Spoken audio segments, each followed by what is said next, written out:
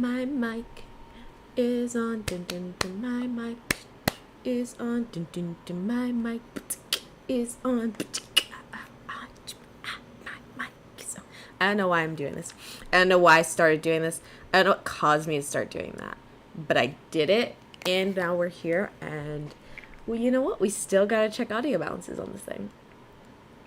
I'm gonna check audio balances up in this. I don't know why I'm singing today. It's been a while. It's been far too long since I've done a live stream. How long has it been? Did I do one last week? Was it last week that I did the other one?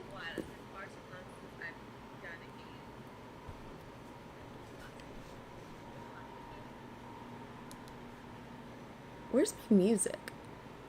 What happened to my music? Is it just not audible at all? I'm sorry. I'm sorry. Y'all are just hanging out with no music for however that long. Okay, but like, this is, hello? Why is it, why is the music not?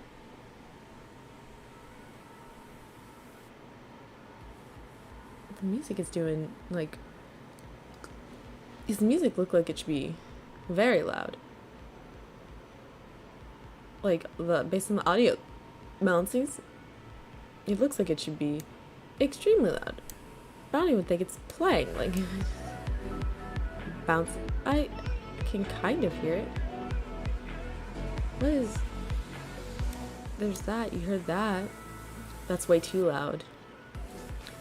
Why can't, what is it just, what's up with the song? Why is the song so, I think this is fine. I think this level is fine. I will just keep an eye on audio levels and stuff like that to make sure everything is not drowned out by music later. So excited to talk about this book today because I got it as an ARC on NetGalley. And so I got this book as an ARC on NetGalley. And they have been harassing me more than the goddamn Duolingo bird, that Duolingo bird. They've been just absolutely bullying me to review this book. And I'm just, at first, I just hadn't finished reading it because I'm a slow reader. And then, you know, like, I did my Goodreads thing for it, but, like, and I was gonna do the NetGalley, like, review for it, but it wants me to link everywhere I did a review. And we didn't get to this review yet. You know, I need patience, NetGalley. I need time and patience. I am only one human. Yeah, I'm so glad to finally be done with this review because then NetGalley will stop absolutely harassing me for this review. Unfortunately, like, I can't say unfortunately, because I'm very excited to get this next arc that I'm going to be getting, but I am getting another arc very soon. I'm actually going to have to push aside my current reading plans so I can read this book before it comes out. But that means they're just going to keep fucking bullying me and like fucking banging down my door for this review. Why is NetGalley so aggressive? Why is it so aggressive? Why do they not have a system that respects slow readers? Okay, like, this book doesn't come out until August. Why are you mad at me? Ugh, but whatever, okay. The book, The Monsters, what side is it on? I think it's this side. Yeah, The Monsters We Defy by Leslie Penelope. This book, oh, I broke it. Oh God, I've broken everything. What have I done? Stop. Can I make it shorter again? Cool, okay. Doing it. I'm a mess. Mess of a human being. So, The Monsters We Defy by Leslie Penelope. We have our main character, who is probably the character that's depicted on the cover. Her name is Clara, and she was born like, she was born, I forgot like specifically how it was described, but she is a crossroads child. I mean, she was born very close to, I don't know if it's specific, if it was a time, a place, or a mixture of both, that was a particularly open, like, like, the crossing between, the veil between our world and, this is a magical realism book, so it was the veil between our world and the spiritual world was very thin, if not almost gone at this time and place. And she was born at that time and place without any other precautions being made, so she is extremely spiritually gifted. And she has to kind of grow up and live her life trying to manage and work out with those gifts that she has. And in this world, there's a specific type of trading that you can do with the spirits, and they're referred to as enigmas. Those are, a spirit is a human that has passed, I believe. A spirit is a human that has passed. An enigma is a being that was never human, but I think is relatively, at the very least, can communicate with humans, right? So that's an enigma. And there's a type of trading that is done between humans and enigmas, in which you can pretty much ask an enigma for something, and they will kind of give you the power to do that and a lot more. But it comes with a trick, and that is something, and you have to make that trade. A lot of people don't really see how a lot of enigmas offer their trick in such a way that a lot of people don't often pick up on where the harm can be. One of the characters in here specifically, my favorite character, Jesse Lee, he had a severe traumatic experience, and so he asked for the ability to forget those memories, and the enigma ended up giving him the ability to not only forget those memories, but to remove any memory he would like from anyone, as well as replace them. But the one he loves, I think, will start to forget him. He's just like, I can't imagine her ever forgetting me. And so he does it.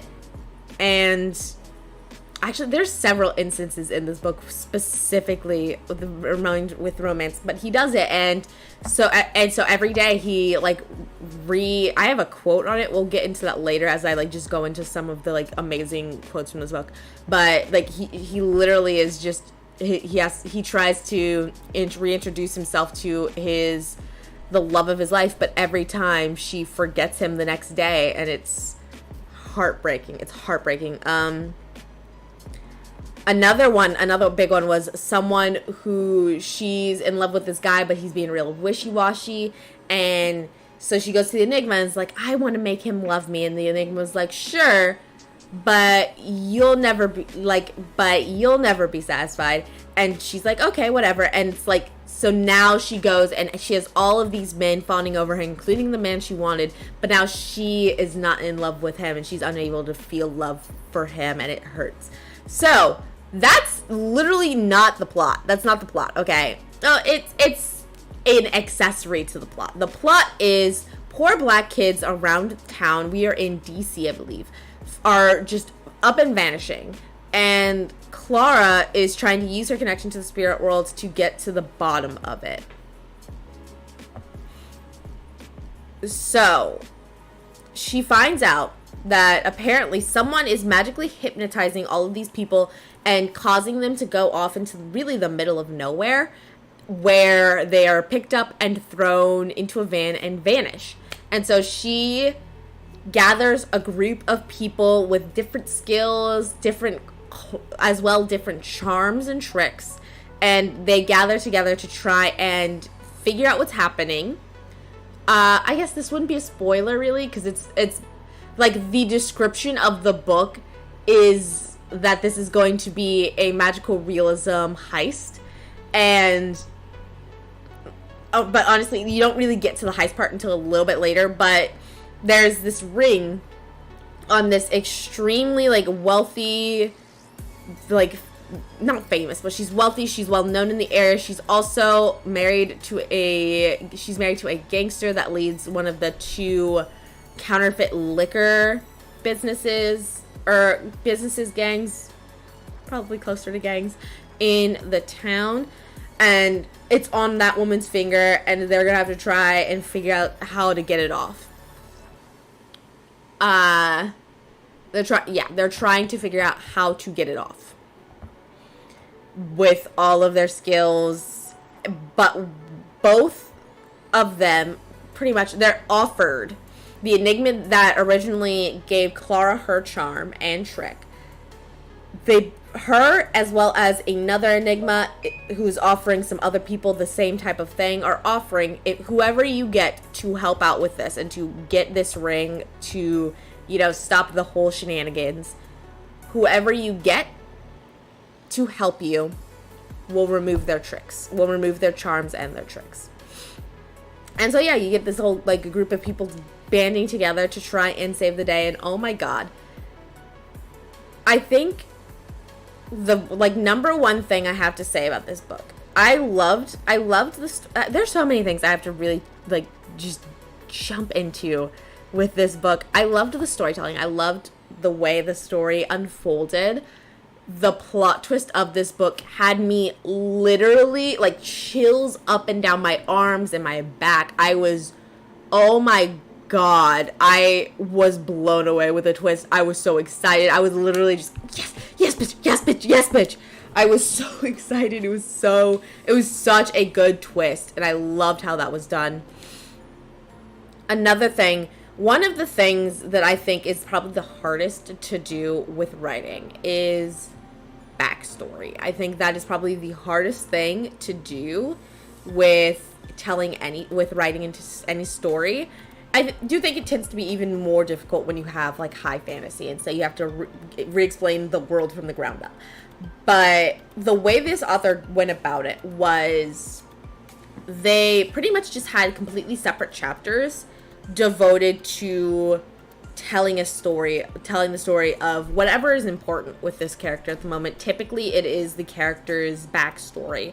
And I thought that was a really great way to do it, because then you can take advantage of the core of the storytelling and storytelling skill of the author, versus typically when you do this, you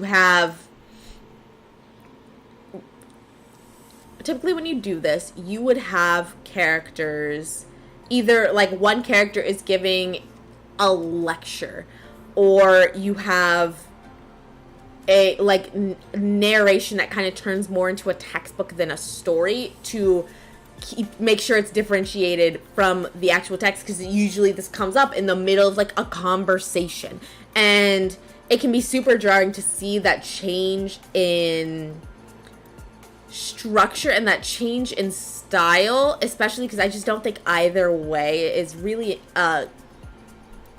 engaging, at least not for me. It's never really an engaging way to get backstory, and so for this very unengaging means of storytelling to pop up in the middle of the actual engaging story can be jarring, make it hard to get back into the flow of the writing.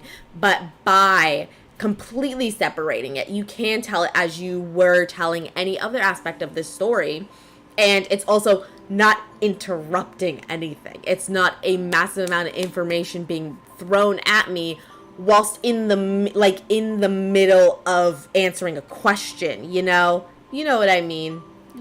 I think you guys get it. So that was something I really, really loved as well with the storytelling aspect of this, and, like, the aspect of how this author went about telling the backstory and introducing us to all these characters. So the characters we have in the story are Clara, her love interest Israel, who is a jazz performer.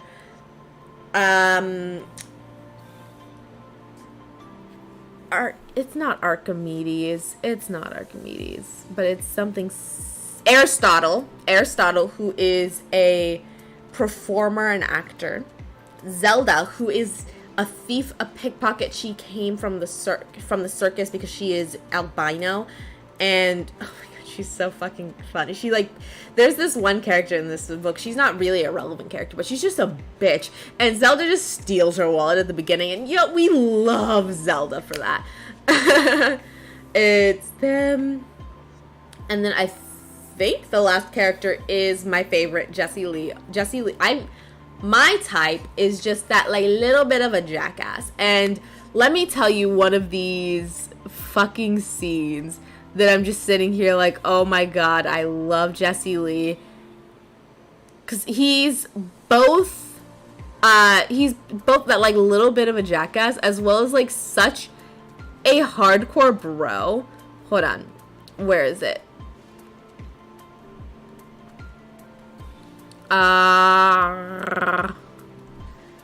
Because there's a scene where you basically have him basically revealing that his brother has, or his cousin, they're cousins. He basically like spills that his cousin has a crush on Clara, and it's fucking hilarious. Okay. So here's the quote. Told you he'd be good. I don't know if they're like right next to each other quotes, but they're relevant. I'm fairly sure they're all relevant to the same story. Told you he'd be good to have on board, and not just for his charm. Jessie Lee chuckled. I am a charming motherfucker. Not just a pretty face. Who are you calling pretty? Israel scoffed. Who called you pretty? Israel scoffed. Etheline Baker, 5th grade. Didn't you have a crush on her? Because as I recall, she waited on me after school, always asking me to walk her home. I recall no such thing, Israel said. And then Jessie Lee turns to Clara. You think you're exempt, Miss Clara? Jessie Lee's brows rose. I'm the brains of the operation, she said.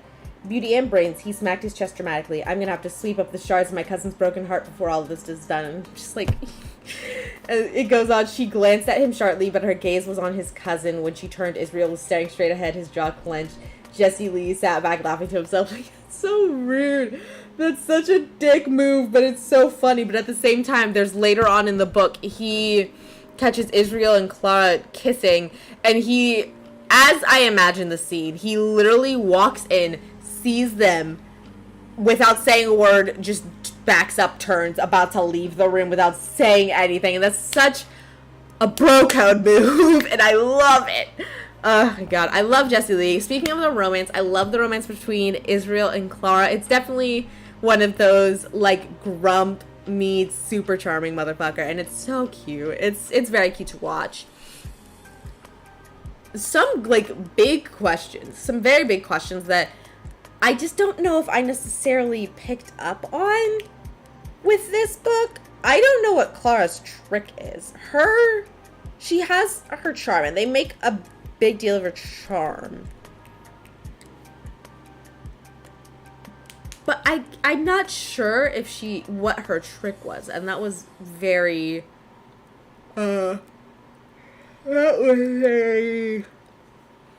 like, I'm a little bit confused on that.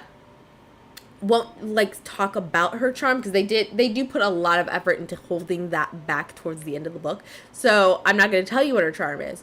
I for sure, I just don't know what her trick was. I couldn't tell you if I wanted to as well. So she has some family issues.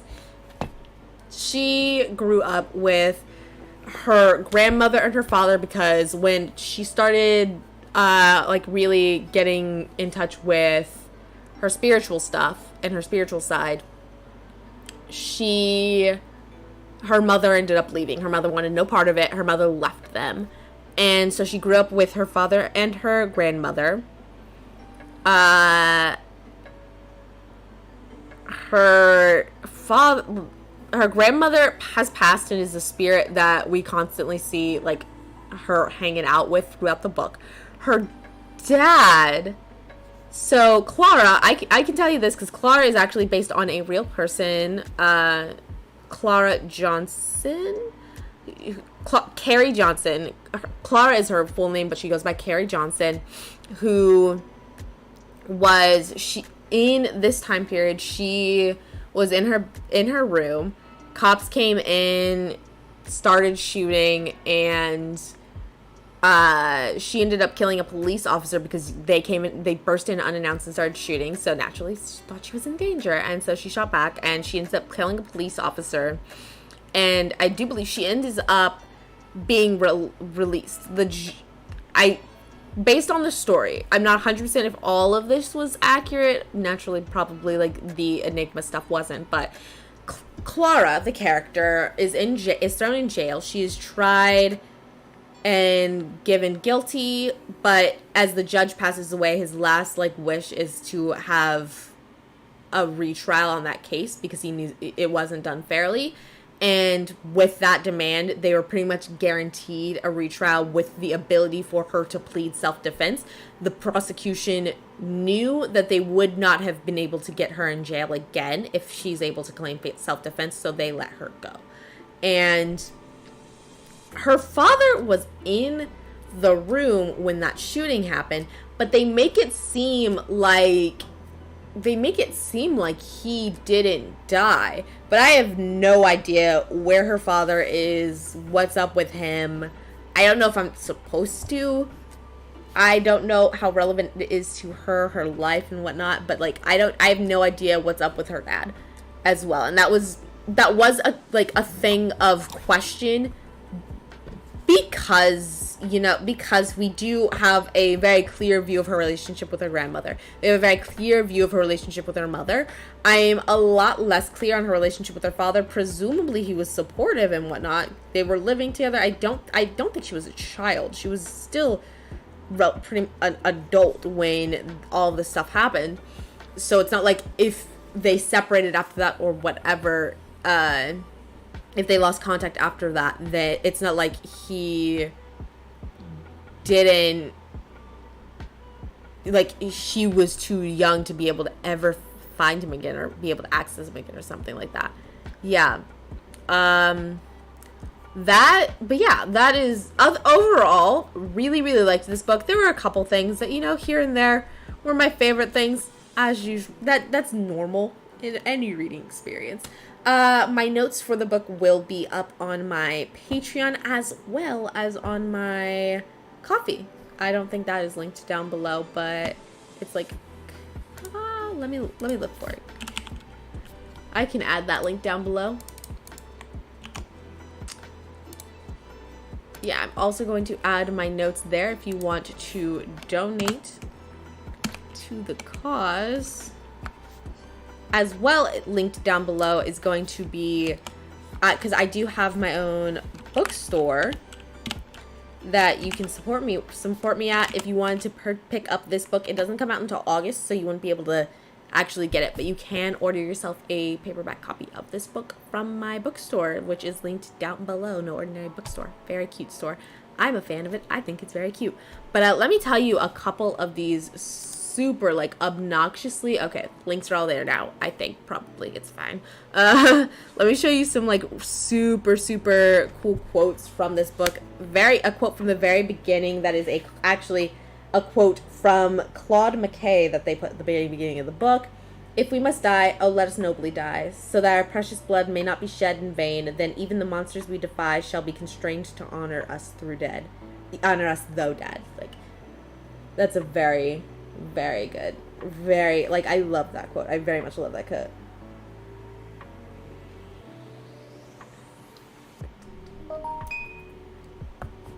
Cool. Let's see. What's another one?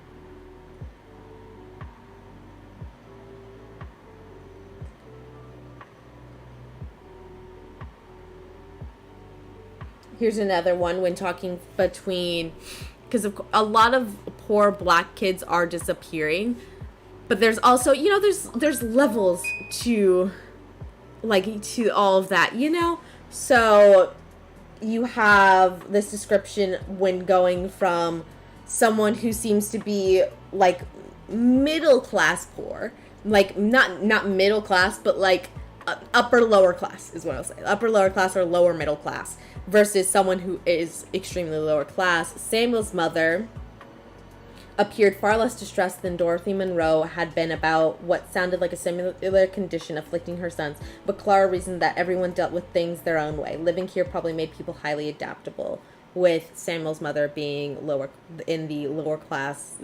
They live in the more impoverished area. Ooh, my favorite quote. Sing it from the rafters.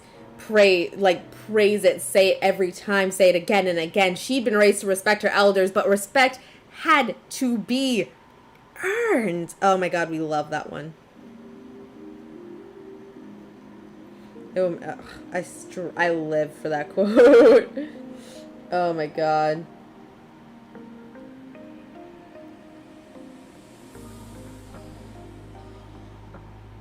Ooh. Here's another quote. He sought solace in the arms of men who called him by other names as he tried to forget the one his mama gave him. Like, there's some really, really, really good writing in this book. We live for the writing of this book. But overall, let me look up, actually. You know what would be useful? You know what would be a very useful thing is if I looked up and could give you information as to when this book would be released or something like that. You might want that information to, keep a lookout for this book. The Monsters We Defied by... Oh, hey! Actually, I'm fairly certain I knew this. This book comes out on my birthday, August 9th, 2022. I think another book that comes out that either that same day or that same month is the Jeanette McCurdy, I'm Glad My Mother Died, which I'm very excited for that book too. But yeah, great times. This is a very good book. I love the element and the way like the spiritual dealings have been made and have been done through here. I love the bartering with the spirits. I love Jessie Lee so much. I also do love there's a lot of talks about class as well in this book. They're done really well, very well. It's 10 out of 10. Ugh, I have a whole slide to tell you how much I love this book. I'm so bad at remembering. Get through all of my slides. Look at it. There's some little monstery things that happen later in the book, but it's fine. You'll see them when you go read this book. 10 out of 10. Big fan. Absolutely recommend. Probably one of the things I find the most striking about the book is the use of just completely separate chapters to be able to really dive into some of these characters' backstory. I thought that was really well done. And oh my God, please, when you read this book, come back here or hit me up on Instagram or Twitter, Firestorm2343. Hit me up and let me know how absolutely ridiculous and completely mind-blowing the twist was. Oh my God, I'm just proud. I'm proud that we live in a world where such an amazing storytelling element could happen and I could experience it. Oh my God, it was such a great experience, this book. Loved it. Absolutely a 10 out of 10. But that's all I have for you right now. Thank you so much for watching, and until next time, validations, friends.